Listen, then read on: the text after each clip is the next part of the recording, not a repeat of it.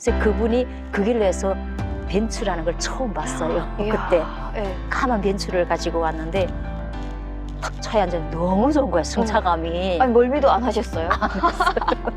처음 승용차를 네. 타는데 너무 좋은 거야. 그래서 우리 둘이를 태워가지고 해서 대충 그 집에 있는 옷을 입혀가지고 갔는데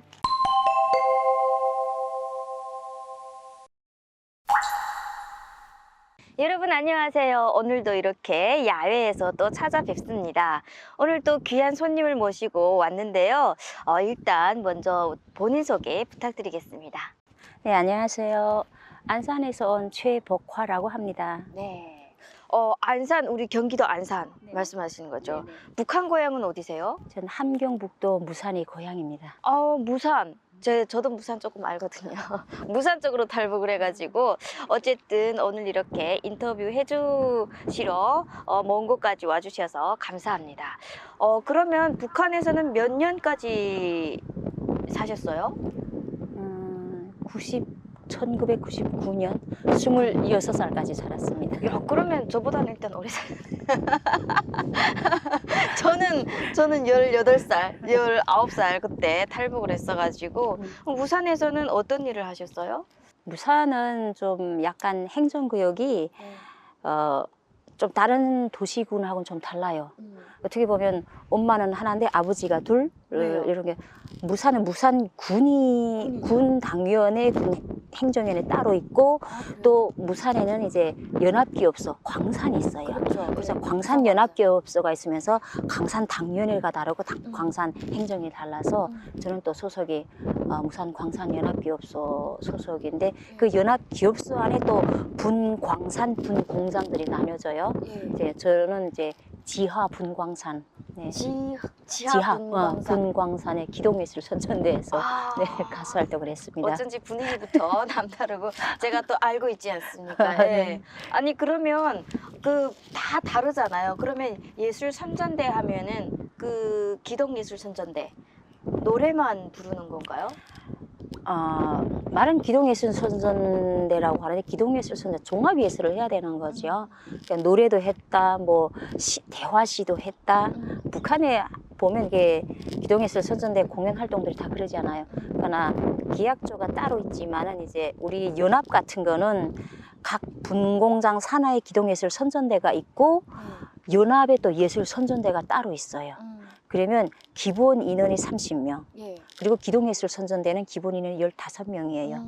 근데 원래는 예술 선전대, 연합 선전대는 30명은 100% 유급이고 분광산의 기동예술 선전대는 반유급이에요. 원래는 보름은 현장에서 일하고 보름은 이렇게 경제 활동을, 예술 활동을 하라는 건데 안 하죠, 대체로. 안 하고 뭐 합니까? 안 하고 네. 그냥 다 선전대 나간다고 그러고 이제 기동예술 선전대 그 연습실에서 뭐 탱자도 하고 뭐 이제 계기에 따라서 뭐 무슨 날 뭐 이렇게 현지 교신 날 무슨 명절 일 따라서 이제 예술 활동, 이제 작품 활동도 하고 그냥 탱자 칠 때가 더 많죠. 아니 제가 인터뷰하신 분들 중에 그 선전대에 있던 분들이 꽤 계시거든요. 근데 그분들도 똑같은 말씀을 이렇게 하셨어요. 그래도 이제 예술 선전대라고 하면은 그때 99년도, 98년도 이럴 때랑 하셨잖아요. 미공급 때 눈총을 많이 받으셨죠? 엄청 많이 받았죠. 우리 할머니는 그랬어요. 저희 부모님들은 그랬어요. 저 쌍 노래 맴맴 거린다고 있잖아요. 그렇게 욕했어요. 일을 안 한다고. 그죠. 요거죠. 근데 이제 우리 선전대는 광산 선전대는 또 특이한 게 뭐였냐면 그 아침에 이제 광산에서 이제 무산역에서 이제 통근 열차가 다녀요. 예. 그러면 가장 큰 정문이 철산역 앞에 있거든요. 철산역. 예. 거기서부터 이제 우리는 전체 뭐 연합선전대, 기동예술 선전대들이 나와서 이제 출근길 이제 그 깃발을 예. 출근길을 환영을 해요. 노래에 따라서.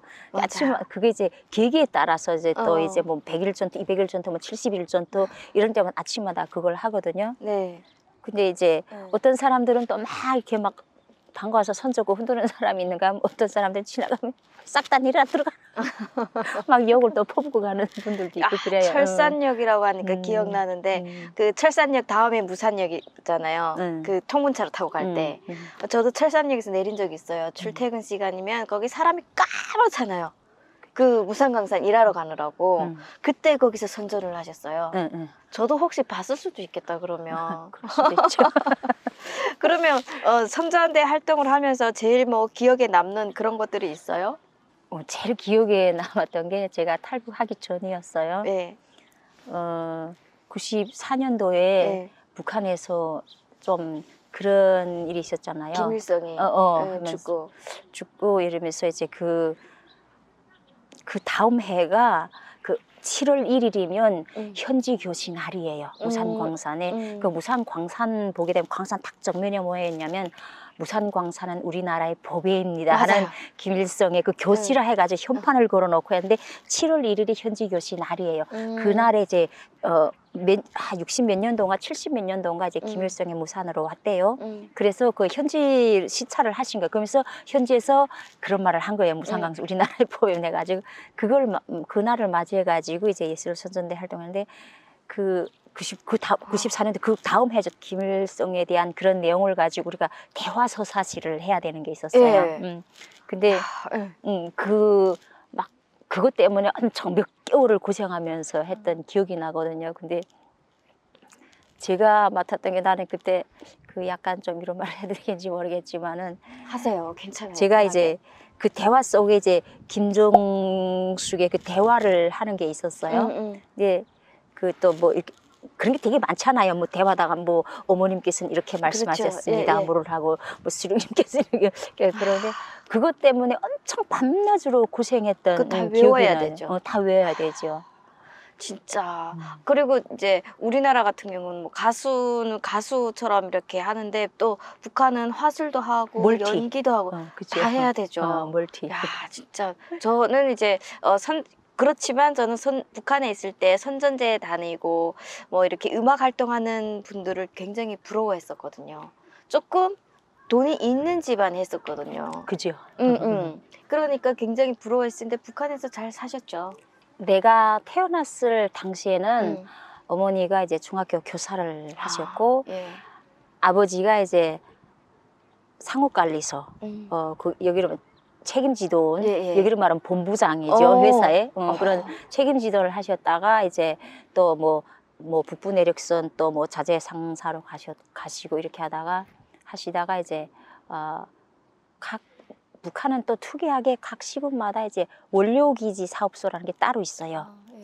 근데 그 원료기지라는 걸 내오게 된 게 아마 우리 할아버지가 창안해서 이제 들은 지방산업총국이라는 게 생겼고 북한에 근데 그게 뭐였냐면 지방의 자재를 가지고 이전에는 지방에서 뭐 좋은 게 생기면 다 중앙으로 올려가야만 했어요. 근데 할아버지가 그 발안을 해가지고 그러지 말고 지방의 생산물을 가지고 지방에서 소비하게 그래서 뭐 콩, 뭐 옥수수 이런 걸 심어가지고 된장, 간장 정도 예전에는 다 중앙에서 가져다가 장공장에서 뭐 딱 재료를 넣고 넣어놔야 되는 그러는데 그걸 아니고 지방에서 자재를 가지고 지방에서 생산해서 지방 개주민들이 소비할 수 있게끔 이렇게 해가지고 했는데 이제 원료기지 사업소라는 게 생겼는데 이 원료기지 사업소는 주로 뭐냐면 각 지역마다 또 농장이 있잖아요. 농장은 말 자체로 농장원이에요. 근데 원료기지 사업소에서 일하는 사람들은 농사를 짓는 농장원이 아니고 노동자예요. 아, 노동자예요? 그래서 예전에 기존의 원료기지 사람들은 예전에 했던 사람들은 다 이제 연로하신 사람들, 나이 드신 사람, 은퇴한 이런 사람들이 했었는데 이제 나라에서 지방 산업을 밀어준다 해가지고 이제 막 청년 분조도 생기고 막 젊은 친구들이 들어오고 해가지고 이제 90년도 초부터 80년대 중후반부터는 무산군의 원료기지 사업소가 엄청 커지게 생겼어요. 그래서 아버지가 거기서 이제 책임 기사도 하시다가 종합반장을 하시다가 내가 탈북할 무렵에는 이제 지휘인까지 하시다가 이제 돌아가셨죠. 아니 그 얘기 듣다가 탈북하기 직전까지 지배인을 하셨잖아요. 어떻게 지배인 딸이 탈북을 할 수 있었을까? 그게 이제 내가 탈북할 당시에는 아버지는 이미 돌아가셨고 그 해, 그리고 내가 탈북하는 해 또 집에 또 오빠가 있었어요. 그 오빠도 또 사고로 돌아갔고 하다 보니까 갑자기 가업이 기울기 시작하고. 그렇죠. 근데 처음에 목적은 한국으로 오는 목적이 아니었어요. 그렇죠. 그냥 그 사회에 대한 불만, 반항심, 여러 가지 막 복합적인 문제가 내 안에서 막 요동하면서 그냥 나를 모르는 곳에 가서 살고 싶다는 생각이 들었어요. 그리고 또 저도 겪어봐서 보면은 이렇게 좀 잘 살다가 갑자기 가세가 기울이고 이러면은 자존심도 상하고 맞아요. 같이 놀던 사람들을 이제 마주치기도 싫고 멀리하게 되고. 멀리하게 되고 그러면서 그런 게 그렇죠. 있어요. 지나가다 사람들이 얘기를 하면 사실은 내 얘기가 아닌데 그 사람들이 쑥덕쑥덕쑥덕 그렇게 지나가면 내 얘기를 하는 것 같고. 근데 직업이 저는 또 이렇게 무대에서 활동하는 맞아요. 사람이다 보니까 쟤네 아버지는 뭐 어쨌다, 자네 오빠는 뭐 어쨌다더라 막 무산군에는 좀 저희 오빠 사건이 좀 큰 사건이었어요. 그러다 보니까 그게 막 뒷소리하는 게 다 나를 하는 것 같고 창피했고 얼굴 들고 다닐 수가 없었고 그랬어요. 그래서 그냥 모르겠다 하고 남들은 뭐 탈북하려면 계획을 하지 않아요. 계획한 게 없었어요. 그냥 오빠가 이제 그 인민재판을 받았어요. 그리고 이제 근데 그때 당시에 무산군에 뭐가 있었냐면 그 은덕이라는 은덕 광산이 이제 원래 운덕 광산이 있었는데 다시 또 이제 재건을 한 거였어요. 금강이라고 고물캠 거기를 이제 추방을 보냈어요. 무산군에서 대대적인 추방, 무산군뿐만 아니라 전국적으로 대대적인 추방, 강제 추방을 보내는데 저희 집이 거기 끼어 있는 거죠. 근데 그 어떤 분이 알려주셨어요. 저희 집에 끼어 있다고. 그래서 빨리 할 수 있으면 하라 해가지고 그냥 재판 받고 그 다음 날로 그냥 계획도 없이 나는 탈북을 했지. 야, 그러면은 탈북을 99년도에 하신 거예요? 그러면 오셔가지고 중국에서는 어떻게 사셨어요? 중국에서는 한 7년, 8년 정도 살았어요. 근데 회사 다니신 거예요? 오기 전에 회사라고. 처음에 난 기억도 생생한 게 99년 9월 3일 날에 두만강을 넘었어요. 그래가지고 했는데 처음에는 그냥 친구 신랑이 약간 도강을 한 이런 뭐 여러 가지 이렇게 장사로 도강을 하는 걸 알았어요. 그래서 그 친구 집에 그냥 새벽에 무작정 갔어요. 그래서 나는 더는 못 살겠다. 그래서 나는 중국에 가고 싶다. 근데 그 친구로 말하면 가장 가까운 친구였어요. 저하고.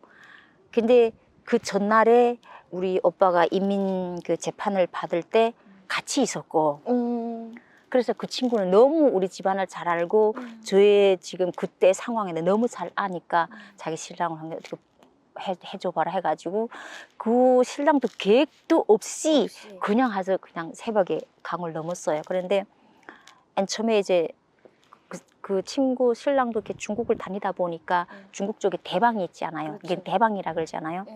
그 집에 갔는데 그 집도 이런 처음 여자가 오니까 근데 어떻게 가다가 도중에 우리가 강을 건너려고 하는데 어떤 여자가 자꾸 우리 뒤를 따라오는 거예요.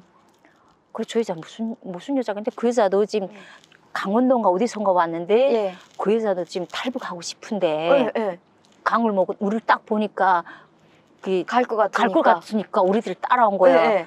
그 우리는 이제 대형단을 해서 넘었는데 삼장에서 같은 차로인데 우리 산길 딱 계속 같이 따라오는 거야. 그래 물어 왜 따라오냐 이랬더니만 자기도 좀 같이 넘겨달라고.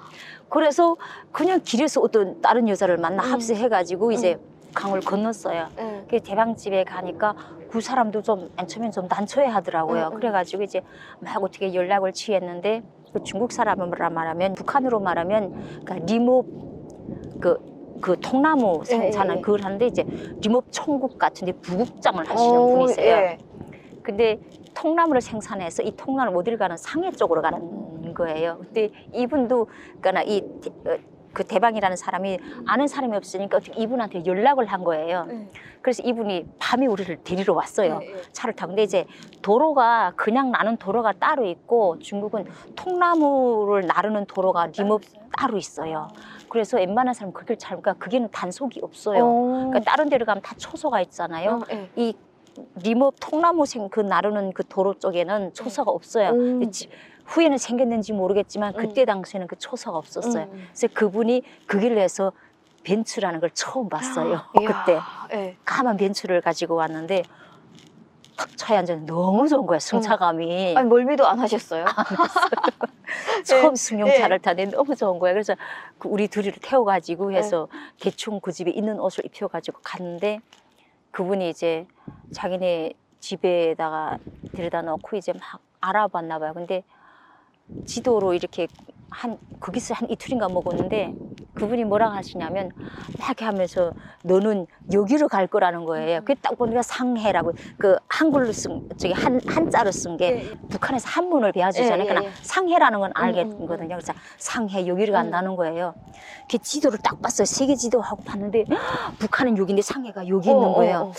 근데 막 너무 멀어. 생각에 나는 한 2달 있다가 북한으로 도로 나갈 생각을 했는데 막 이거 2달 안에는 저기로 나갈 것 같지 않은 거예요. 그래서 못 가겠다고 나는. 그 왜 나는 저기서 살다가 한 2달 있다가 북한 도로 나가고 싶은데 너무 멀어서 길을 모르고 말도 모르고 했더니 나는 못 가겠다고 막 거기서 그러니까 그분이 난처해 하시는 거야. 우리를 보고.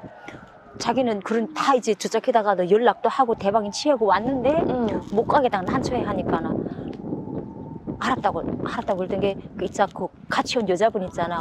그분은 다음날 데려가더라고요. 그 둘이 원래 상해적으로 보내겠다고 했는데 그 여자분은 데려가셨어. 그게 나 혼자만 남은 거야. 그랬더니만 다시 이제 막 또 그분이 알아봐셨나 봐.